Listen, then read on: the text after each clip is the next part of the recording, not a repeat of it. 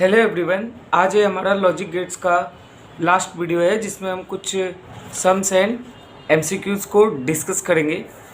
पिछले 4-5 वीडियो में मैंने आपको लॉजिक गेट्स एक एक करके सारे गेट्स बता दिए थे, बूलियन अलजेब्रा वगैरह सब बताया। मतलब देखो ये 4 पेज लगभग मैंने आपको बताया है।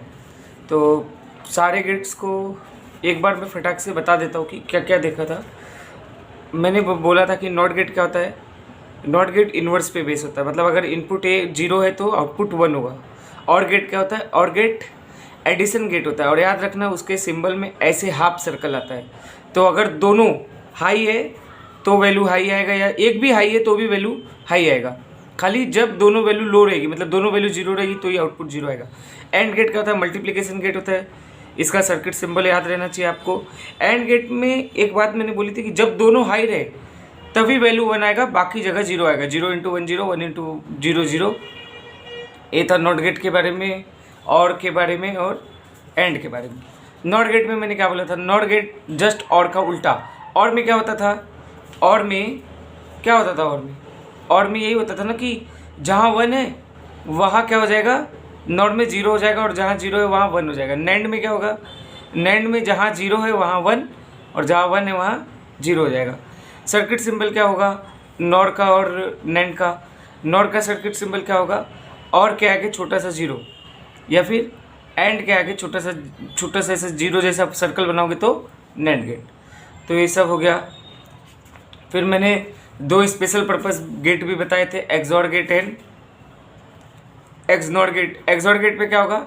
जब दोनों इनपुट डिफरेंट रहेगा तो आउटपुट 1 आएगा, और जब दोनों इनपुट सेम रहेगा तो आउटपुट 0 होगा। एक्सनॉर में उसका उल्टा, जब दोनों इनपुट सेम रहेगा तो आउटपुट 1, डिफरेंट है तो 0।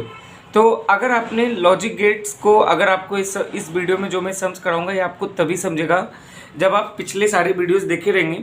तो प्लीज़ मैं सारे वीडियोस के लिंक जो है वो डिस्क्रिप्शन में डाल दूंगा, तो आप सबसे पहले वो वीडियोस भी देख लो। और सारे जो मतलब ये डॉक्यूमेंट्स है, जो नोट्स है, ये नोट्स भी मैं नीचे डाल दूंगा, पीडीएफ आप डाउनलोड कर सकते हैं। तो लॉजिक गेट्स का ये वाला सम देखो, और मैंने बहुत सारे सम पहले भी कराए हैं। ये वाला सम देखो, इसमें बोला है in the combination of the following gate the output y can be written in terms of input a and b as. ये प्रीवियस ईयर ही क्वेश्चन है, 4 ऑप्शन दिया, आपको बताना है, सॉल्व करना है। तो देखो क्या ये a है इस वायर में, तो ये भी a होगा।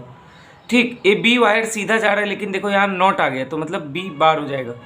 ठीक, अब ध्यान से देखो, ये जो वायर जो है ऐसे ऐसे मैंने बनाया ना सर्कल जैसा, हाफ सर्कल ऐसे हो, इसका मतलब ये वायर इससे कनेक्ट नहीं, ये वायर इसके ऊपर से निकला है। तो मतलब ये देखो, ये ऐसे जाके इधर ए भी नेगेटिव हो गया, मतलब ये भी ए बार हो जाएगा ये वाला वायर, और ये बी से कनेक्ट हो क्या है, तो मतलब ये क्या है? बी है, डायरेक्ट बी। अब ये कौन सा है? ये एंड है, ए भी एंड है। तो इसको कैसे लिखेंगे? A dot B bar. फिर ए क्या है? ए बी एंड है, इसको क्या लिखेंगे? ए बार डॉट बी। क्यों? क्योंकि यहाँ देखो ए और बार है। ए कौन सा साइन है? ए क्या? और का साइन है, तो और को कैसे लिखोगे आप? A dot B bar plus A bar dot B. कौन सा ऑप्शन राइट होगा? ऑप्शन बी राइट है। फिर से एक बार देख लो, लॉजिक गेट्स बहुत सिंपल होता है, बस आपको सर्किट सिंबल पहचानना आना चाहिए, और वायर कहाँ से गया कैसे गया वो देखो। इस वाले एंड पर देखो, इस वाले एंड पर एक ए आ रहा है डायरेक्ट ए, और बी कैसा आ रहा है? बी डायरेक्ट नेगेटिव बन के आ रहा है, बी डायरेक्ट बी बार बन के आ रहा है। क्यों? क्योंकि देखो यहाँ ना नॉट दिया है। फिर ए वाला वायर इसके पास लेके जाओगे तो क्या बन रहा है? ए बार बन रहा है, क्योंकि नॉट दिया है, और ये बी बन रहा है। फिर अगर ये मल्टीप्लिकेशन गेट है, दोनों एंड क्या होता है? मल्टीप्लिकेशन गेट तो ही होता है ना। तो ए डॉट बी बार और ये ए बार डॉट बी, फिर और होगा, और आया ना, एक कौन सा गेट है? और गेट है, तो प्लस हो जाएगा दोनों का। तो मतलब ऑप्शन बी राइट है। ये वाला सम्स देखो, इस सम्स में क्या है? इसमें बोला है कि the following figure shows a logic gate circuit with 2 inputs A and B and the output Y. The voltage wave form by A B are given as. ये सम कोई कठिन नहीं है, बस इस सम में अपने को एक बात समझनी है। ये एक्चुअली मतलब जो ट्रूथ टेबल होता है ना, ट्रूथ टेबल को समझ लो टाइम स्केल पे लिखने का एक तरीका है। आपको 4 टाइम स्केल चूज़ करना है। जैसे एक ए वाला टाइम स्केल चूज़ करो, एक ए वाला, एक ए वाला और एक ए वाला, आपको पूरा समझ जाएगा। चलो देखते हैं। T1 से T2 के बीच में ए की वैल्यू कितनी है? ऐसे लिख दो, ए बी एंड वाई, ऐसे लिखो। T1 से T2 के बीच में A की वैल्यू कितनी दी है, 0, और उसी T1 से T2 के बीच में B की वैल्यू क्या है, वो भी 0 दी है। आउटपुट क्या है, 1 है। फिर उसके बाद T2 से T3 के बीच में A की वैल्यू कितनी दी हुई है, 0, B की वैल्यू कितनी दी हुई है, 1, और आउटपुट देखो क्या आया है, Y। देखो ये आउटपुट Y लिखा हुआ है, आउटपुट क्या आया हुआ है, आउटपुट भी 1 ही आया है। फिर T3 से T4 के बीच में A की वैल्यू कितनी दी है, 1, B की वैल्यू 0, आउटपुट कितना है, 1। फिर T4 से T5 के बीच में A की वैल्यू कितनी दी है, 1, B की वैल्यू कितनी दी है, वो भी 1 दी है, और आउटपुट कितना है, 0। अब बताओ आप ये कौन सा गेट है। अगर आपको ध्यान से याद हो तो ए गेट गेस कर सकते हैं आप। ए गेट कौन सा गेट होगा, ए गेट नैंड गेट है। ध्यान से देखो, नैंड गेट में ही उल्टा हो, क्यों, एंड गेट क्या होता है, एंड गेट में नैंड गेट का देखो ना, नैंड गेट का ट्रूथ टेबल देखो, 0 0 मल्टीप्लिकेशन 1 1 1 1 इंटू 1 0। तो ये कौन सा गेट हो गया, ये हो गया नैंड गेट। ऑप्शन डी इसमें राइट है, ए वाला ऑप्शन डी इसमें राइट हो जाएगा, ए ऑप्शन राइट है इसमें, डी वाला ऑप्शन इधर राइट हो जाएगा। तो मतलब क्यों, क्योंकि नैंड गेट क्या होता है, एंड का अपोजिट होता है। तो ट्रूथ टेबल देखो ना, एंड का जस्ट अपोजिट है। ठीक, आगे के सम्स देखते हैं हम। आगे के सम में पूछा है the following truth table belongs to which one of the following gate. एक ट्रूथ टेबल देख के अपने को बताना है कि ये कौन से गेट से मिलता है। 1 इंटू 1 0 है, 1 इंटू 0 क्या है, 0 है, 0 इंटू 1 क्या दिया है, 0, और 0 इंटू 0 क्या दिया है, 1 दिया है। तो अगर आप ध्यान से देखोगे तो ये नॉर गेट है। नॉर गेट में ही आपको मैंने नॉर गेट का ट्रूथ टेबल बताया कि 0 इंटू 0 1 होता है, बाकी आप करोगे तो 0 आएगा, और का जस्ट उल्टा होता है नॉर।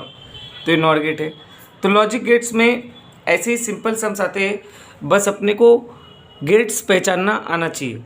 अगला सम देखो, to gate output 1 for the following circuit the correct choice for the input is.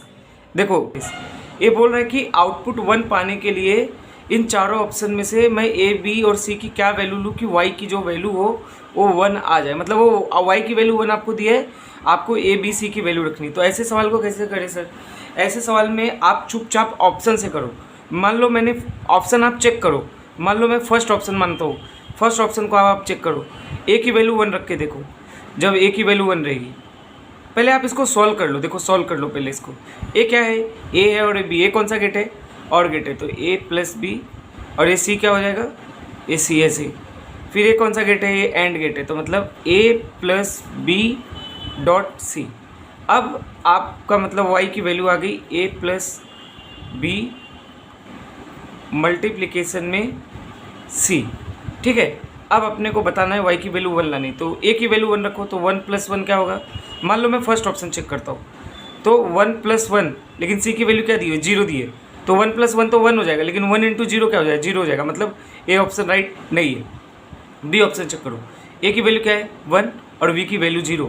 1 plus 0 क्या होगा, 1 प्लस 0 1 होगा, और सी की वैल्यू क्या होगी, सी की वैल्यू क्या दी है, 1 दी है, तो 1 प्लस 0 1 और 1 इंटू 1 1, मतलब कि ऑप्शन बी राइट हो जाएगा। तो देखो रखो, ए की वैल्यू कितनी है, 1 प्लस 0 इंटू 1, 1 प्लस 0 क्या होगा 1, और 1 इंटू 1 क्या होगा 1। तो मतलब कि ऑप्शन बी जो होगा वो राइट होगा। तो ये लॉजिक गेट का आज हमारा पूरा लॉजिक गेट ख़त्म हो गया है। तो आप शुरू से लेके अब तक जितने वीडियोज़ है सारे वीडियोज़ देख लो। मैंने लॉजिक गेट्स के सारे सम एमसीक्यूज़ भी कवर किए, सारे लॉजिक गेट्स को थ्योरेटिकल अच्छे से भी समझाया भी है। इसके आगे मैं सेमीकंडक्टर में डायोड्स बताऊंगा। Thank you.